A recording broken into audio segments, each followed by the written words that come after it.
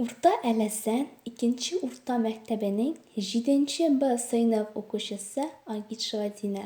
Габдулла Тукай Шүрәле поэмасының бүленкесе. Нәкъ Казан артында бардыр бер авыл кырлай диләр. Җырлаганда көй өчен тавыклары җырлай диләр. Гәрчә анда тумасам да, мин бераз торган идем. Җирне мастырмалап, чәчкән идем, урган идем. Ул авылны һич онытмыйм, һәр ягы урман иде.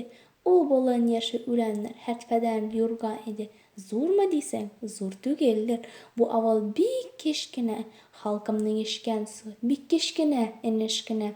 Анда бик салкын вә бейсез түгел урта һава. Җил дә вакытында исеп, яңгыр да вакытында ява. Урманында кып-кызыл кура җиләктә җир-җиләк, күз ачып йомганчы һичсезлек җыярсың бер чиләк. Бик хозур рәт-рәт тора, гаскәр кебек җырчынара. Төпләренә ятканым бар, һәр җеп күккә карап.